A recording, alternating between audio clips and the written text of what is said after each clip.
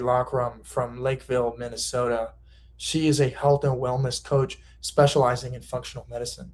Carrie, introduce My yourself. name is Carrie Lockram. I am the owner of Carrie Lockram Wellness. I am a functional health coach, and my specialty would be working with metabolic dysfunction, weight loss, hair loss, and autoimmune disease, and specifically gut health.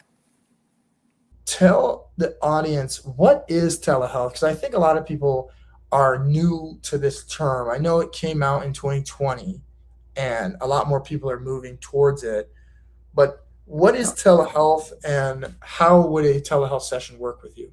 So, telehealth works really well for health coaches because I can just do a Zoom call, a Teams call, whatever works for people.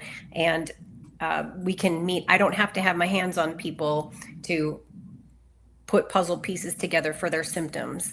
And I think it's a lot easier when people can have a video call in the comfort of their own home and not have to go somewhere to have a discussion that could be done over Zoom. And I can order labs for people anywhere in the US except for New York. There are some pretty stringent rules there. But if I order labs for people, it's either shipped to them or they get the lab drawn at a local lab core wherever they are, and the results come to me.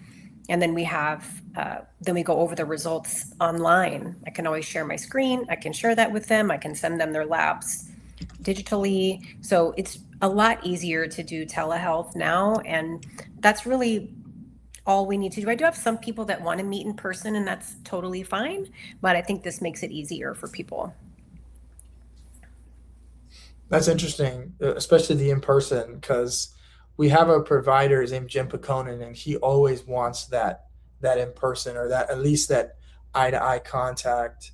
And I Mhm. think you're right. More people do want and need that.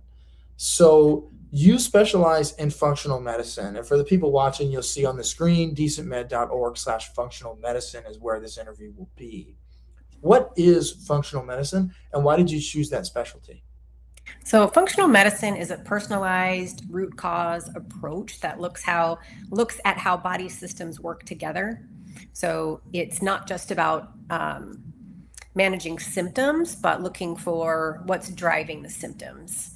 So I don't medicate, I like to educate. So, and I'm not licensed to give medication. I like to look into what the body needs, where you're deficient, what's not working properly, what system isn't working properly because it affects all the rest. And sometimes it's a lifestyle, a diet change. Sometimes there is repletion of nutrients that the body needs.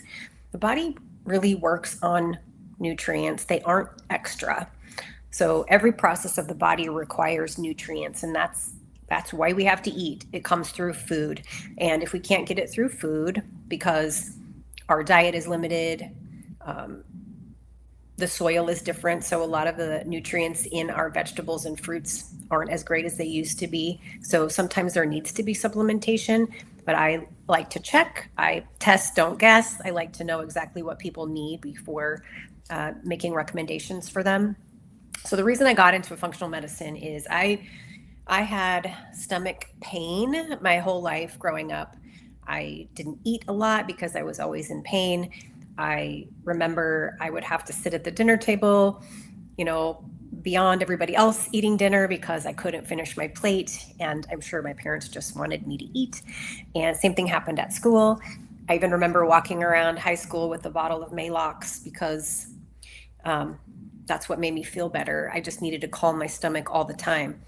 So there was never any answers. You know, there was no such thing there as pediatricians saying, let's check for food allergies. It just didn't happen then unless you had an anaphylactic response, which I didn't. But as I got older and I had children, my kids were having some stomach issues too, and I didn't know what to do about it. So that's when functional medicine started. It was called alternative medicine at that time, started just being out in the open a little more. There were books on it. You know, there wasn't as much internet at the time. So I just would find books and read up on the topic. And as a functional medicine clinic started opening in my area, and I did take one of my daughters to see a functional medicine chiropractor, and actually looked for the root, what was causing the problems for her. And it really was a little bit of imbalanced gut, but food allergies. And it was true for both of my kids. And so they suffered for so long without us kind of knowing answers. And I just think people deserve to have answers for what's going on. People deserve for somebody to be a health detective, to dig into exactly what's driving their symptoms and not just try to cover it up, because I want people long-term to feel better, long-term to make lifestyle changes so that they stay feeling optimal. I'm really glad you brought up the history of holistic medicine when you talked about it was called alternative medicine. Mm-hmm. One of the catalysts that got me in this industry was reading a book called Racketeering in Medicine: The Suppression of Alternatives by James P. Carter. And he outlined since 1920, or around there, 1919, 1920, how holistic medicine has evolved. And from about 1920 to COVID, it was heavily censored. And to your point, I think calling it functional medicine was one of the big wins that this industry has done in the last 5-10 years. Because to your point about test, don't guess, that's one of our mottos at DecentMed.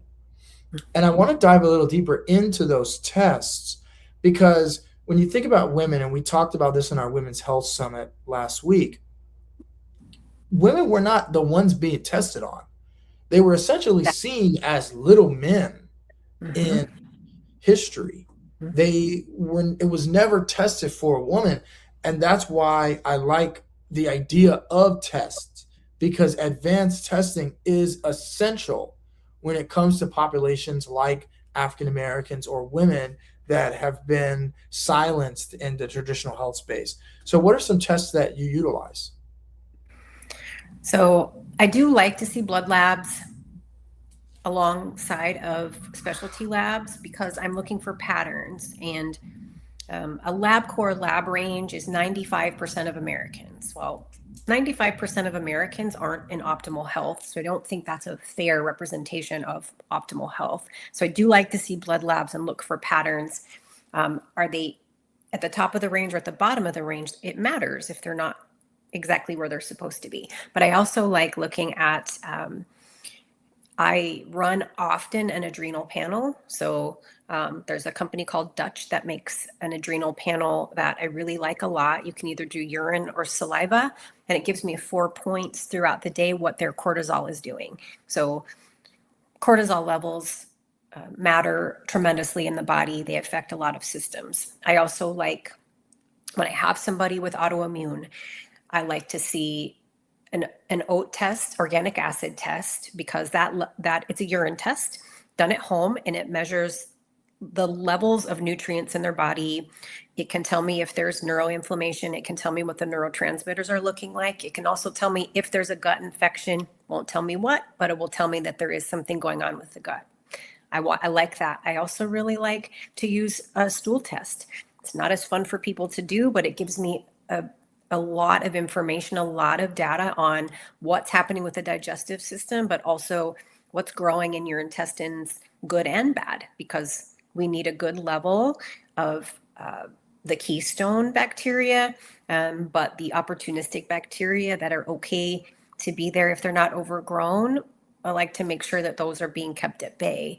And is there parasite? Is there infection happening, or even viral load that is affecting the immune system? So to also say if there's blood present, so then I know, we need to look a little bit deeper. Maybe they need to speak with their doctor. So we're looking for a lot on a stool test. I also like to see, so organic acid, adrenal, stool, blood labs. I think that's kind of all of my favorite ones. There are different options for all of those different tests too. There's 4 companies I can choose from for a stool test. It just depends on what I'm looking for. And I think that's a good start for most people. And you don't have to do all of them. It just depends on what their symptoms are and what we're looking at. And I think over time, you know, checking on a lab that we didn't start with is also helpful, just as a puzzle piece to their whole picture. And I think people like to know, do I have optimal nutrient levels of everything that I need in my body? So I think it's good to do the organic acid test just to see where you're at, and then blood lab, and then hormones, obviously for men and women both, looking at hormone levels, you know, for women before menopause, you know, starting really, they can start having trouble with their hormones in their 20s, in their 30s, in their 40s. And so looking at what the levels are, exactly what's happening, I think is really important. So the test that I like for hormones is Dutch, that does the adrenal panel also. Interesting. Interesting. And I know that you said you work in the gut health arena. So how has working with the stool test helped you in addressing gut health issues? So what I see commonly, and there is a gut barrier panel that I like to run on people, will also tell me if there's something called LPS um, in their system. So lipopolysaccharide. It's it's actually just from a gram-negative bacteria that's living in the intestines. But so it's fine to be in there if our body can detoxify it and get rid of it. But when our gut's leaky, when we have a compromised gut barrier, that LPS, those little pieces really of the microbes, go systemic, and they get this condition is called endotoxemia. And so far, every person that I have with a thyroid autoimmune, they also have a high level of LPS in their system. So now I don't know if that's with every autoimmune. I don't always do that specific gut barrier panel for other autoimmune, unless we're looking also at the gut. But I have seen that correlation. So something is making the immune system angry. So that LPS, I can find that on the gut barrier panel.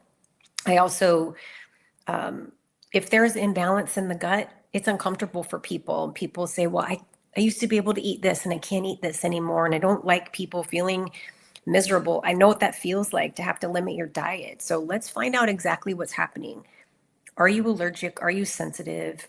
Is there just an overgrowth that are causing these symptoms? So like checking into everything that we can so that we know exactly what's driving it. Also the digestive system. How is your stomach acid? How is the bile function? Matters for digestion. Your gut microbiome can be fine and balanced, but if you don't have good stomach acid and you don't have good bile, thin bile, you know, it's not stopping. And, you know, the bile actually kills a lot of bacteria that's coming through what we're eating. And a lot of that can populate in the small intestines if it's not taken care of by bile and stomach acid. Also, stomach acid helps to break down food so that we can get the nutrients from that. And then there isn't as much, you know, large pieces of food going through the body. It's a body, you know, the immune system, if it gets exposed to that from the gut being leaky, this is where we get the immune system response so strongly. So the stool sample tells me a lot of information. Interesting. So the main reason I noticed that a lot of people see a health coach is for weight loss. You Mm-hmm. have a program called Shape Reclaimed, Yeah. and some of your testimonials, and I'll read just the brief snippets. This one's from Beth Carter. I eat to live now. I don't live to eat. Stick to the plan the first 30 days, and once you see how good you feel, you won't look back. And then Shad McGuire, I truly believe Shape was a godsend, and I am not sure where I would physically be without it.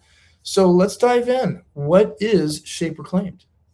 Shape Reclaimed is a lifestyle modification program, is what Shape likes to call it. And it's exactly that. It's more than just weight loss because it's working alongside of a coach that's actually helping you make the changes that you need in your diet and your lifestyle. And I think when there has to be dietary changes made by maybe removing certain foods, if there has food allergies, or if you're wanting to lose weight and you need to remove, the more processed foods and carbohydrates, it's hard to do that just in your own willpower.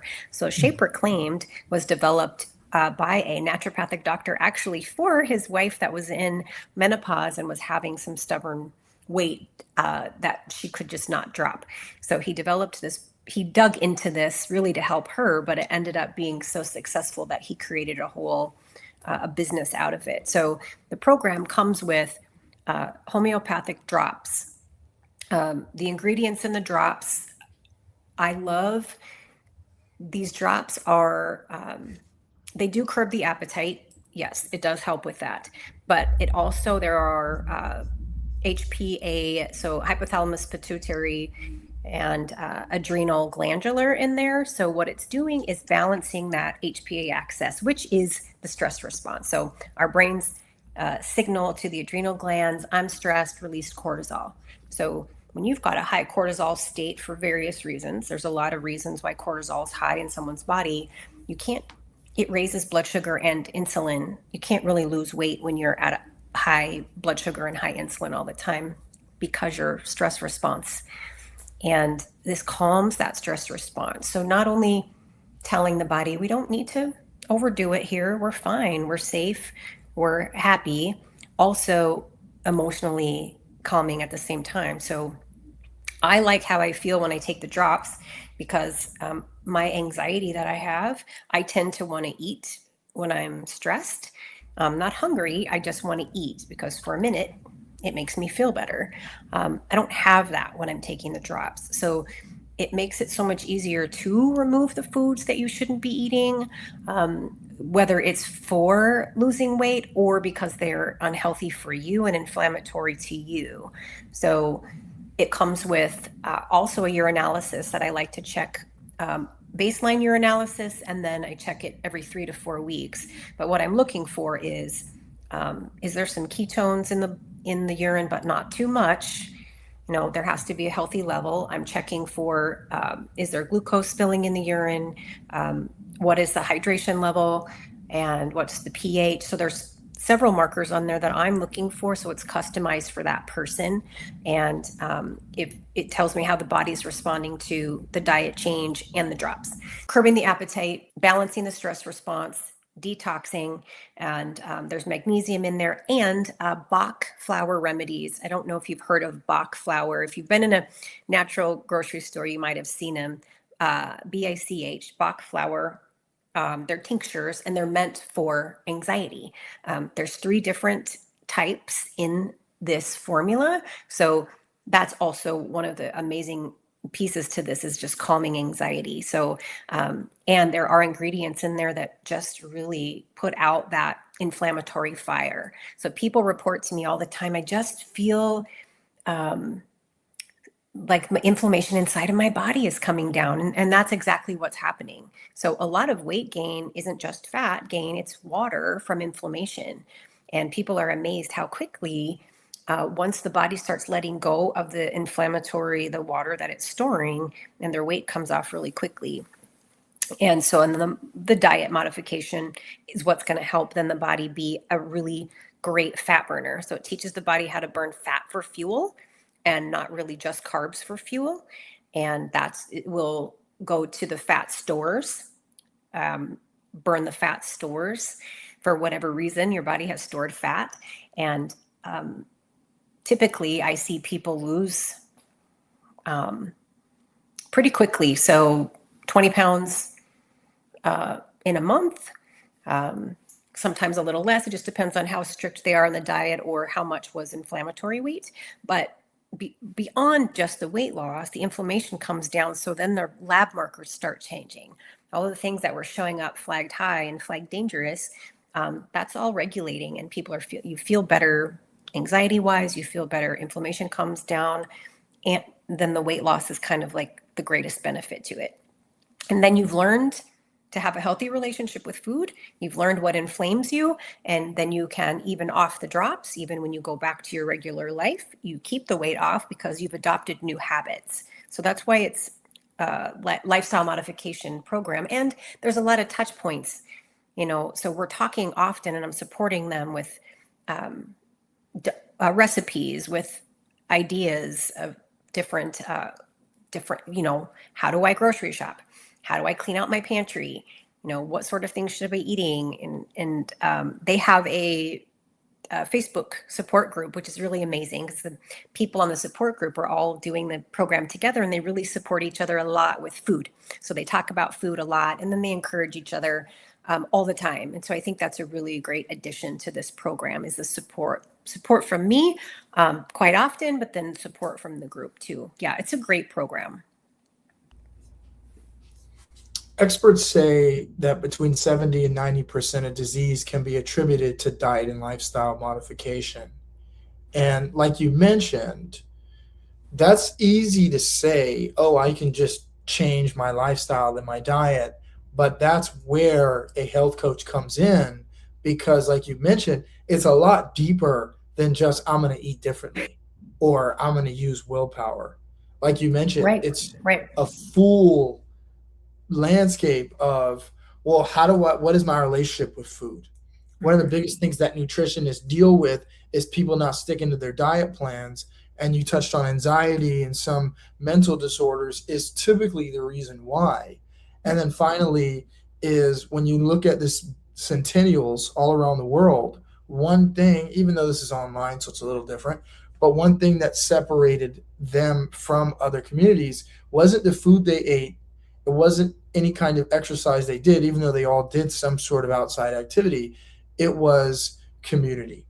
The people in Greece, in Quito, Ecuador, in California, all had that community Support. where they weren't doing it exactly, that support system, where they weren't doing it alone.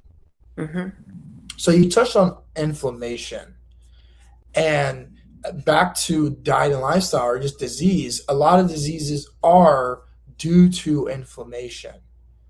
So in your opinion, do you believe that addressing inflammation is the biggest way that you can fight any major disease? Yes, absolutely. Almost every diagnosable disease has its roots in inflammation. And inflammation is caused by many different things in the body. So people get their labs back and they're inflamed. Well, what do I do? It's not always what you're eating. Sometimes it can be you have a simmering gut infection that you didn't know about, or a viral load. I mean, we tested people in the clinic that I worked in a lot for still COVID antibodies and spike protein still being active in their body, and it causing constant inflammation. And so the body responds. It's in a battle. And so it's trying to quelch all of that. And it reacts in inflammation, kind of like when you sprain your ankle and you twist it. It swells and it fills with fluid because the body is trying to heal it and protect it. So same thing happens systemically. So definitely the foods we eat, if we're sensitive to, cause inflammation because the immune system is responding with antibodies. And there are so many foods that are just inflammatory in nature, like seed oils and sugar and food additives and dyes. So many things in our food that our body doesn't recognize as actual food-like substances. We have tricked our brains thinking that high fructose corn syrup, that's the taste that we're after. It's inflammatory, and the body can't use it as nutrients. So it gets stored as fat. And seed oils. People cooking with soybean oil, soybean oil, canola oil, cottonseed oil, grapeseed oil, things like that, just inflammatory to the body. And yes, that is the driver of high blood pressure. Driver is inflammation. Obviously weight gain, but just so many headaches, migraines, the inflammatory response sets off kind of a cascade in the body, and if you're chronically inflamed and chronically upsetting your immune system, the immune system can start turning on itself, on your own body. This is where we get autoimmune. And actually, I talked to somebody today that we were talking about post menopause weight loss, weight loss resistance, I should say, and things change because estrogen is really like this orchestrator of cortisol and also blood sugar. So you're no longer able to, your body just naturally managing blood sugar and cortisol for you and neurotransmitters for you in such a beautiful way. All of a sudden, it's up to you. And if you don't make those changes, then your body isn't going to be able to keep cortisol down or blood sugar down. You're going to gain weight, and where you start gaining it postmenopausally is visceral fat. And visceral fat is that fat that accumulates around the organs inside of the body. You can't see it as much as you can subcutaneous fat. You see it a little in the waist getting bigger, or just like just the width of your body getting larger, but you can't see it as well. But it itself causes inflammation. It sets off inflammatory cytokines in the body. So even just that visceral fat creates more inflammation. So even if you weren't eating anything that was inflammatory, but you're eating more than you need to be eating, and the body is storing visceral fat, it's creating inflammation in itself. So there's so many things I like to look at what's actually happening. So we have to dig in a little bit sometimes. Speaking of autoimmune, yeah, you have a study on the platform at DecentMed.org/functional medicine called Wellness Story 01, Restoring Energy with Hashimoto's Thyroid Disease. So let's start from the beginning. What is Hashimoto's thyroid disease? Hashimoto's is when there are autoimmune antibodies against your own thyroid. When your body is attacking and damaging your own thyroid. Okay. So looking at the study, and first it's where it began. So obviously HIPAA compliant, but give a little bit of an overview of this person. Yeah, so she came to me with having had Hashimoto's for many years and being treated with a T4 only medication, levothyroxine. And she didn't feel well. Still, she felt terrible, actually, very fatigued. She also had exercise. She couldn't exercise. She had heat intolerance. So if she got hot, then it was intensified for her. So she couldn't really, she couldn't do anything about the weight gain that was happening. Besides change her diet, she couldn't exercise. She felt terrible. So running a full thyroid panel, which had never been done for her before, showed that T4 isn't the only picture. We also have to know what T3 is. The body converts T4 into T3, and this is the usable form. You can have all the T4 you want to. It's given to you in a prescription form. If the body can't convert it, your symptoms are going to continue to be terrible, and even worse the longer you are on a T4 only med. That's not the only picture. So looking into that conversion is nutrient dependent. So given the nutrients that convert her thyroid hormone to T3, and she told me, I feel like a plant that's been given water. She just felt like she was coming alive. And she did have very high antibodies. And over time, she made big changes in her diet, which made her feel so much better. She would say 75% better, but still she had antibodies. Well, we found that there's mold in her home.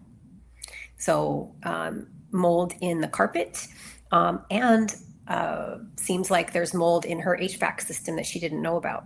So, and something's upsetting the immune system. We have to dig in to kind of figure out what it is. I couldn't find it in, okay, your diet's dialed in. We had her hormones being treated. She started on hormone replacement therapy. There was really no reason for her body to just be so angry and just so the immune system so hypervigilant. Well, Mhm. it was environmental. It was mold in her home. Wow. So before you move forward, I want to touch on something that we talked about earlier, which is that you're not a trained doctor. And Mm-hmm. although you are not a trained doctor and you are just a health coach, what I can see is that you have a system. First thing you do is we need to get real data.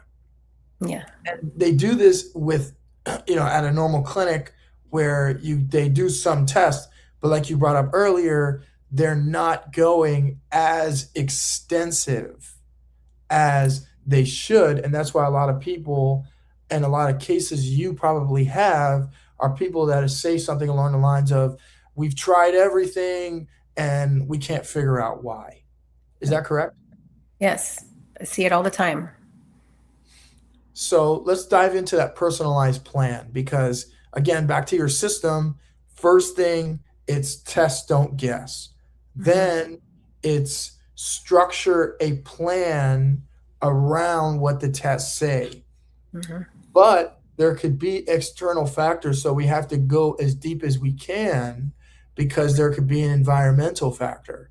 And again, I think that's something that a lot of people don't understand because when you talk about fragrances that are in everything and cleaning products that are in everything, and we talk about now the advent of a lot of the data centers that are coming up all around the country, all Mm-hmm. of these are environmental factors, yet alone the that are outside of food, like what you brought up with the oils, Mm-hmm. that people need to look at that can cause a massive role in your immune health and your overall health. So, Right. with that being said, let's dive into that personalized plan. Yeah. I definitely think there's something in a pantry clean out, right? Taking sugar out, taking out oils, but that's not the full picture. So I definitely always want to look at the diet, encourage a diet change if there needs to be, and support them along the way. It's not always easy. And if someone's really struggling, then we'll do shape or claim drops that'll really help them to be able to tolerate that change in the diet if need be. And then as we're waiting for labs to come back, so we'll do an elimination of food and just see how the body feels. And I believe in rapid relief.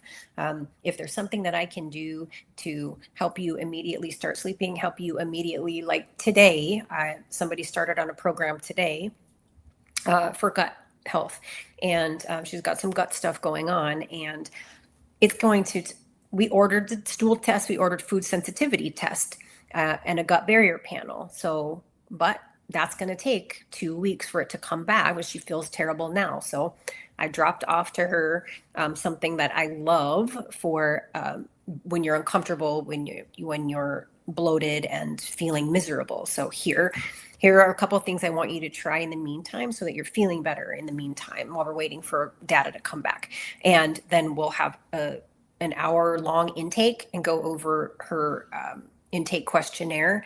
This is where I make connections. And so this is where I decide, I think I want to check a little bit deeper into this and into that. And so personalizing it for them, because not everybody has the same picture. And I'm looking at all of the pieces that I can, and I map it out. So I put it all on what I call a map, and I'm literally write out and draw lines to what's connected and start building a plan based on that. And so then as the labs come back, I look at what needs to be repleted. I look at if the gut needs to be, is there something that we need to do with an overgrowth of bacteria in there? So we'll go after that first and then rebuild the gut lining after that. So it does take time. Gut healing program takes some time, but there's a lot of touch points. There's a lot, they're not left to figure it out on their own at all. And when I spoke with her today, I said, I do want you to eat a low FODMAP diet. And she's like, it's so hard. And I said, well, I'm doing it with you. So we're doing this together. You're not going to be on your own. I will give you everything that you need to be successful in this diet change while we're healing the gut. And I think that's helpful for her because she wants that accountability. And so then we start on whatever the first phase of their, what they need. Start on the first phase, check back in with them 2 weeks, 1 month, whatever works for them or whatever I think that they need, and then go from there. If we need to make adjustments, and sometimes there's phases. Gut healing always takes phases, so it takes some time. So I can't start with, sealing the gut lining if we haven't taken care of the overgrowth, for instance, and same with autoimmune. I need to know what's going on with the gut in autoimmune, what's upsetting the immune system before I even start doing anything else. I like to see what's going on with their cortisol levels first. If we can't get the body to calm down, no diet change is going to matter. There's a lot of pieces into what might be going on in somebody's picture. And as you see here with the results in empowerment, she began implementing changes gradually and reported meaningful improvements in energy, digestion, and overall well-being. Just as importantly, she gained a clear understanding of the different factors that can be contributed to how she felt and why each part of her plan mattered.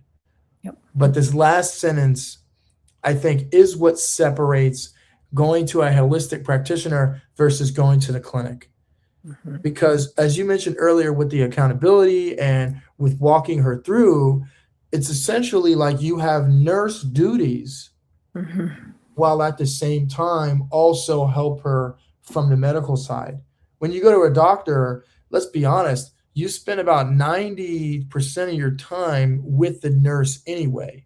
Right. The doctor, you're going to probably spend about 5 minutes or 10 minutes with him or her and just go real quick, give you a script, and then you're on your merry way. With you are giving her a way to not be overwhelmed with her health and giving her a roadmap and actionable steps that she can build on. Because like we talked about earlier, even though 70 to 90% of disease can be attributed to diet and lifestyle, the reality is that when it comes to your health, you're going to need others. And in a lot of business, even in business, a coach plays a massive role.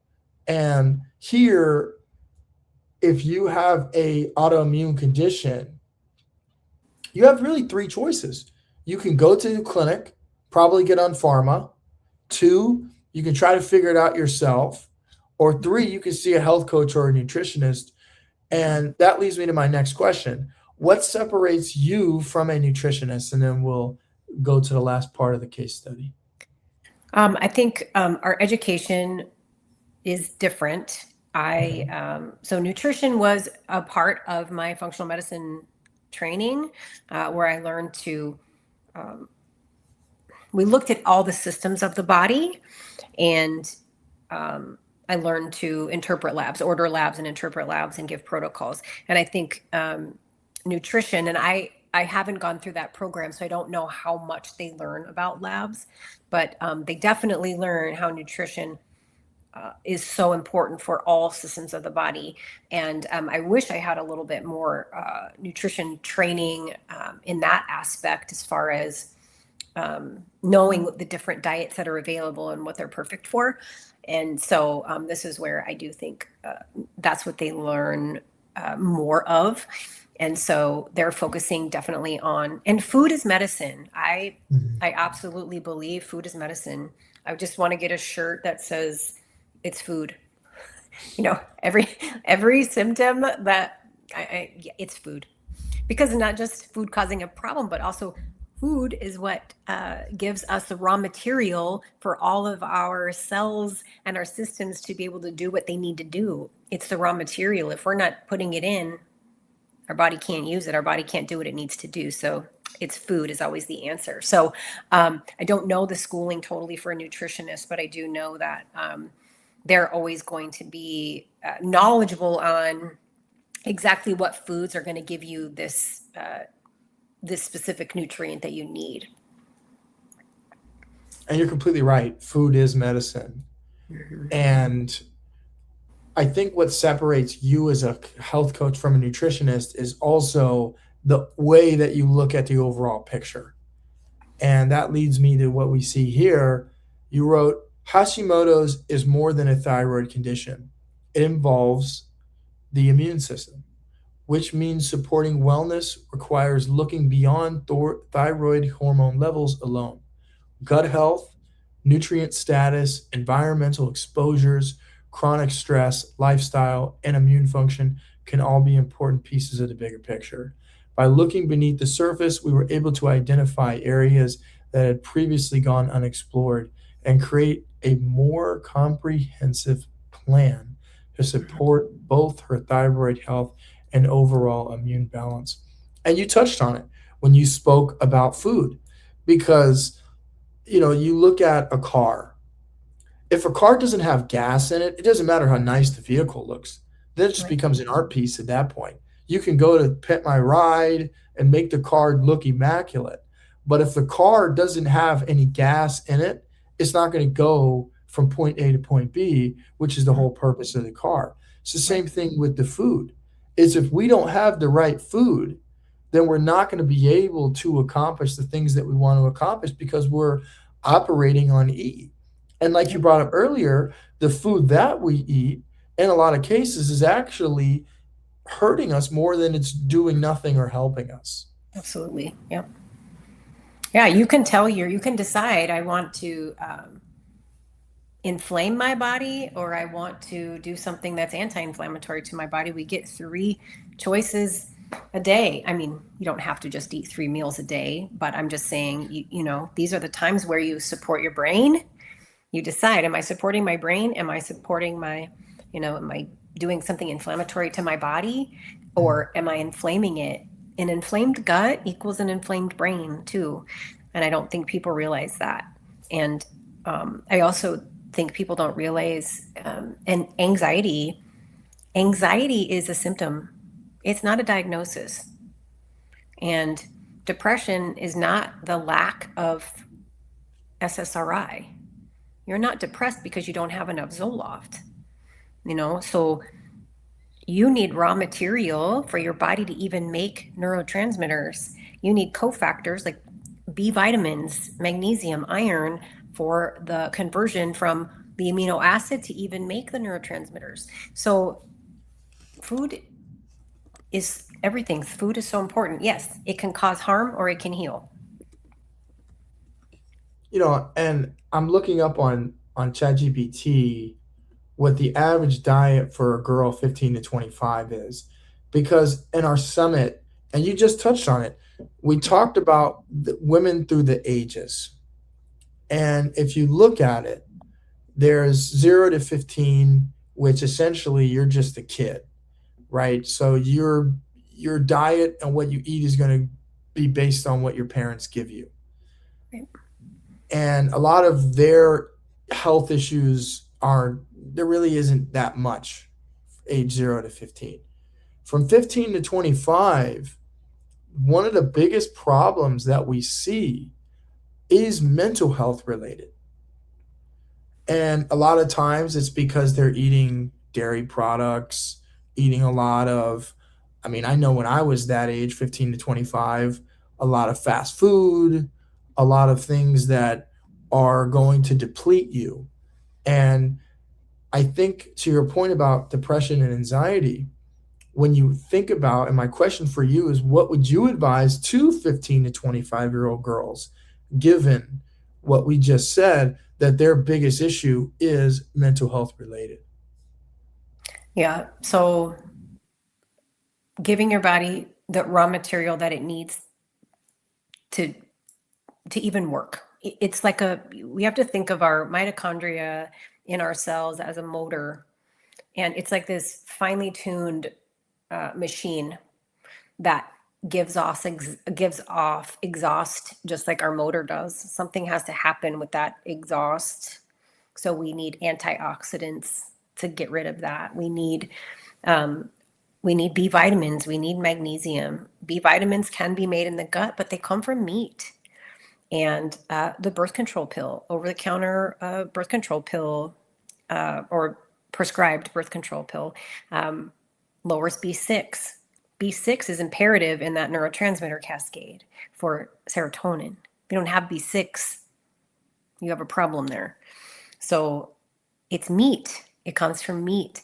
And sure, there are B vitamins in other sources. I'm a big believer in eating animal protein. So, you know, hate me or not, that's where I'm at. That's where I stand on it. But, when they're eating Pop-Tart for breakfast, or even cereal or whatever, a muffin, or no breakfast and just having coffee, you know, uh, it's not fueling your brain. So you're eating carbohydrates turn to sugar in the body. So you've got sugar. You're just kind of like basically think about it like putting really thick oil or dirty oil into your motor. It's going to run slower, and you don't have the same cognitive quick thinking that you would if you ate a higher protein breakfast. And protein at every meal is so important for many, many reasons, for blood sugar balance, for getting the raw materials for what you need.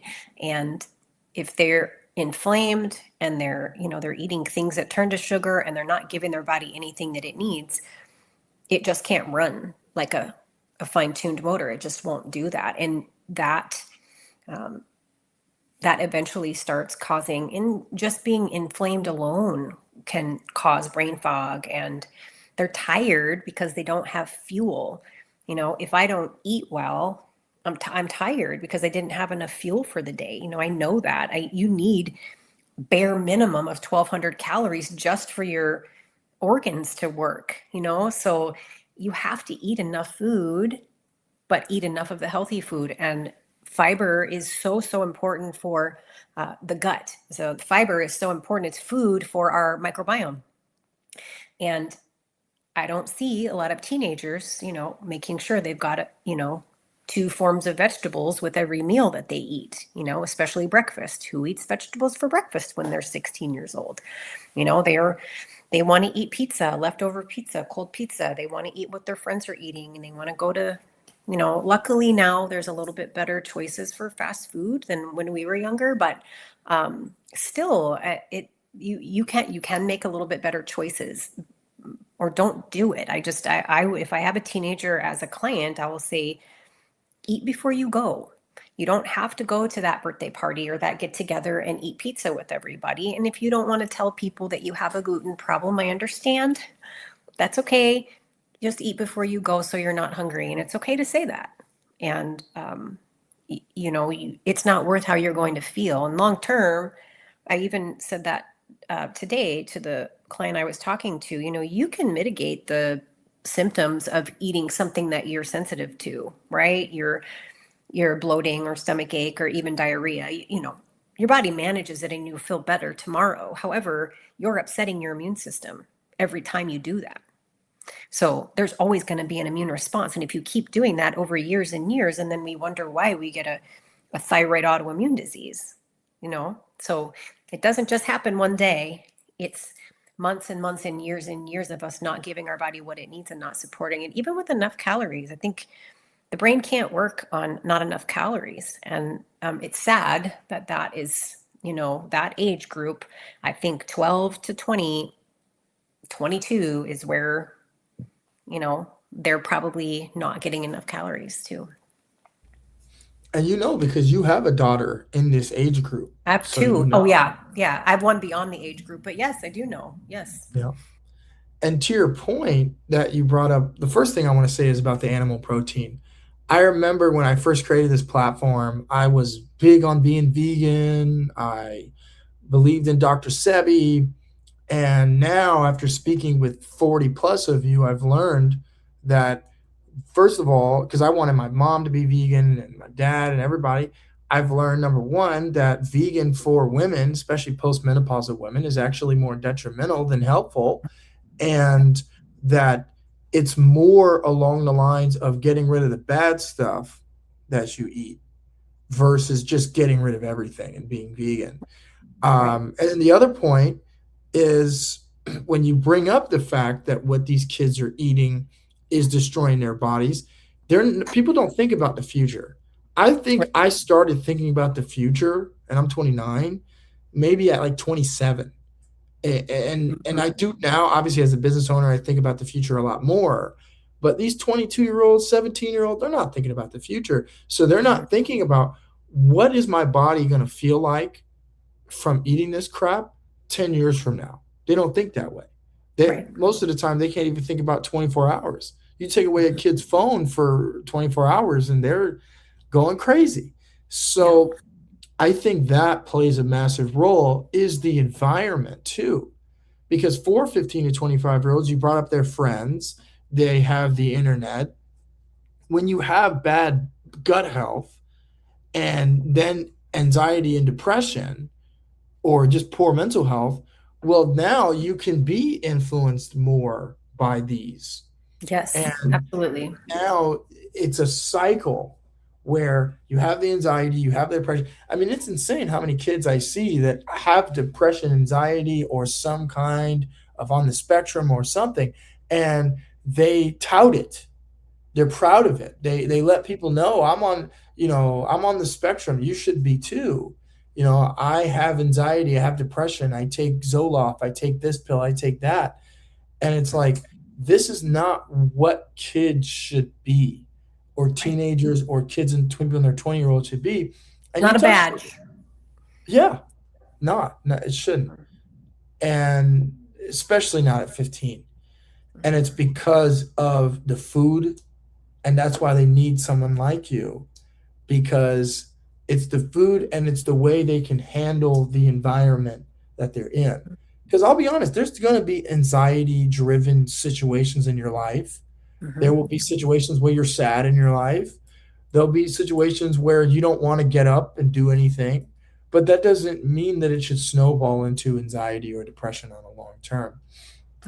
So you have 30 years of experience in the hair and scalp world.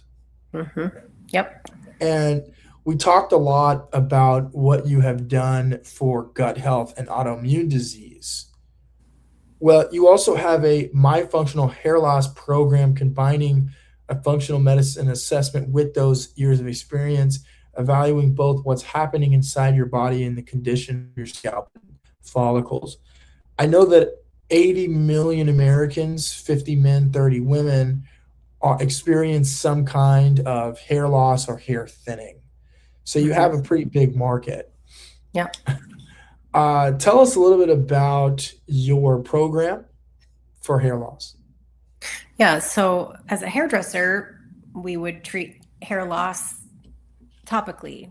Sure, there's lots of brands of shampoo, conditioner that claims to treat hair loss. And so, sure, I think it's supportive, but it depends on what kind of hair loss you have. There are different products for different types. They do different things, different ingredients do different things. And so I like to, when there is a hair loss issue, I like to assess exactly what type of hair loss it is, so I know what they might need topically and to support them shampoo, conditioner, serum wise. But also from my functional medicine perspective, there's something happening in the body that's driving this hair loss. It's not typically what's happening on your scalp unless your scalp is really inflamed. And I can assess that obviously just by looking at it. But that's not usually what's driving hair loss. What's usually driving hair loss is imbalances in the body in nutrient levels, whether it be thyroid, low zinc, low vitamin D, and also more common is hormones. So androgenic alopecia driven by high androgen. So this could be because testosterone is too high, how it's being metabolized in the body. I just talked to somebody today about that because I saw a new hair loss product at the beauty supply. And of course, I want to know, what are the ingredients? What is it claiming? What is it doing? How is it working? And is it addressing, which type of hair loss is it addressing? And so it matters. You can't address a alopecia, an androgenic alopecia, a hormonal hair loss with something that's just lowering inflammation in the scalp.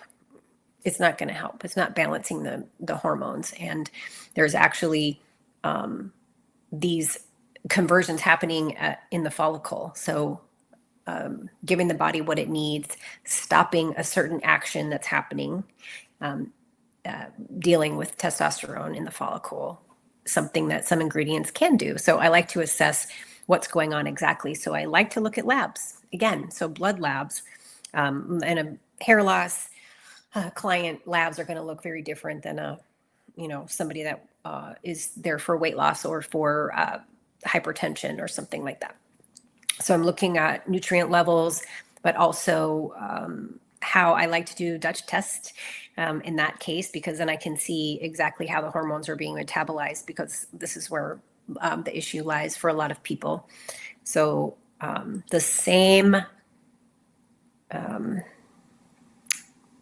dynamic that causes hair loss for men is the same dynamic that can cause PCOS, called PMOS now in women. So you can't see that on blood labs. So this is where I like to see the Dutch test and test all of those levels. And even for men, I mean, hormone levels matter for men.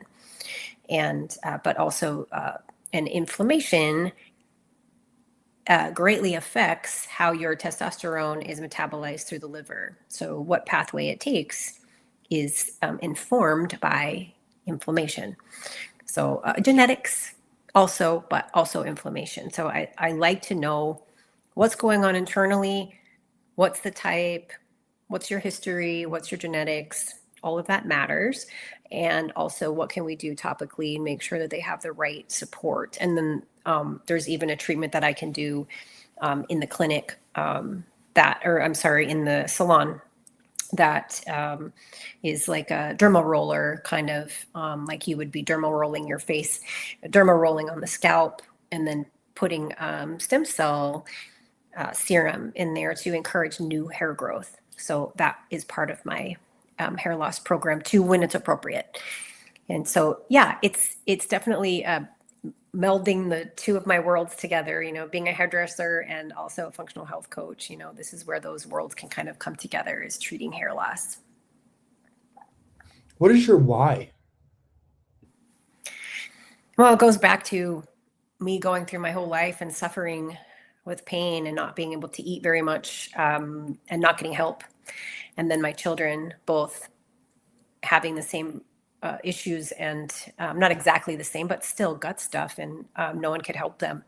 Pediatricians, there was really never any answer. There was a pharmaceutical answer, but that doesn't fix everything. That's sometimes makes it worse. So it's giving people answers and being the health detective to find what's driving it. And I want to know just as bad as they do. So I'm not going to stop at, well, your labs look fine, so you really should feel fine. What's going on and how do we walk it out? So walking alongside of them through the whole journey till they feel better, until they can kind of take it from there. I think people need support. I really love the coaching piece I love labs, but I also love the coaching piece and helping people with what they need help with. Do you need help with grocery shopping? Do you need help with, I even took one of our teenage clients to the grocery store because I wanted to show her, with your limited budget, this is what we can get. You can make this many meals with this much left over for the last you for the whole week. And so just teaching people how to make lifestyle changes that they can stick to, that work in their life. Yeah. So it comes out of me not feeling like I was supported. And it goes back to you talking about support too. I think being a coach, that's the biggest piece, is education, empowerment, but also support.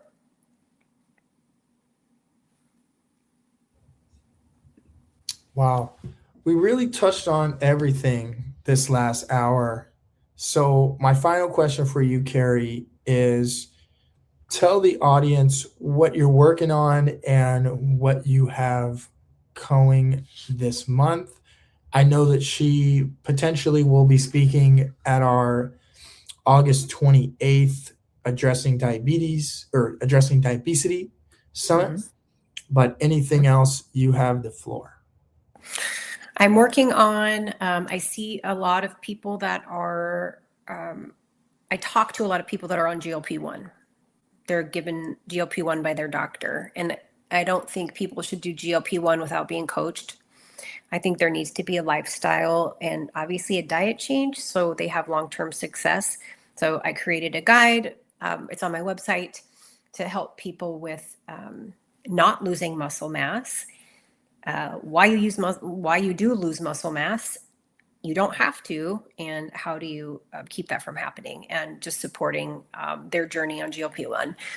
And also my hair loss reversal roadmap is also on there. I dive really deep into the different causes of hair loss in that guide, and teach people, what labs do you need to check? What kind of things do you need to take care of your hair and scalp and your body? And I am also working on, I have this idea that I'm just starting to roll out right now, is going to businesses and doing wellness talks for the employees. So I think an employee who has a good diet and